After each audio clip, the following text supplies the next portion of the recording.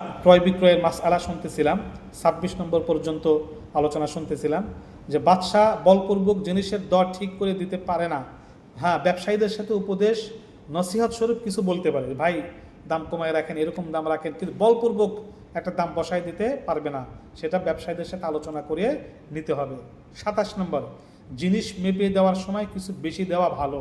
জিনিস যখন মেপে দিবেন তখন কিছু বেশি দিবেন, একবারে কাটায় কাটায় আপনি দিবেন না, একবারে ১,০০০ গ্রাম ১,০০০ এরকম না।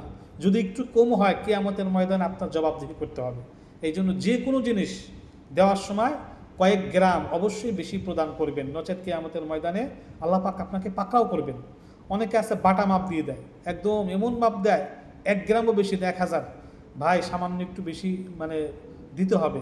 কম যদি হয় কিয়ামতের মধ্যে আপনি ধরা খাবেন, আর যদি বেশি হয় আপনি নাজাত পেয়ে গেলেন এবং অনেক সওয়াবের অধিকারী হলেন। ২৮ নম্বর, শ্রমিক কাজ করলে মজুরিতে দেরি করা বা কম করা যাবে না। শ্রমিক যখন কাজ করবে তার মজুরি দিতে দেরি করা যাবে না, কমও দেওয়া যাবে না, এবং যা ঠিক করা হয়েছে সেটাই দিতে হবে, প্রয়োজনে বেশি দিতে হবে, কোনো কম করা যাবে না।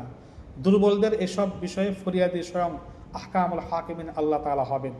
দুর্বল ভেবে, শ্রমিক ভেবে যদি কারো প্রতি জুলুম করা হয়, কম দেওয়া হয়, মজুরি দেওয়া না হয়, আল্লাহ পাক নিজে ওই ব্যক্তির বিরুদ্ধে কথা বলবেন, তার দিকে রহমতের দৃষ্টিতে তাকাবেন না, তাকে কিয়ামতের ময়দানে নাজাতের কোনো ব্যবস্থা করবেন না, তার প্রতি আল্লাহ পাকের লানত অভিশাপ থাকবে।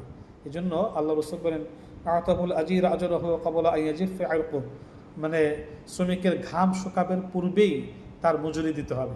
কিন্তু শ্রমিকের কাজ করতে করতে যেন ঘাম বেরো হয়, অর্থাৎ কাজটা সঠিকভাবে করতে হবে। এরকম শ্রমিকে শ্রম না দিলে, মজুরি না দিলে আল্লাহ পাক তার বিরুদ্ধে কিয়ামতের ময়দানে অ্যাকশন নেবেন। পরবর্তী ভিডিওতে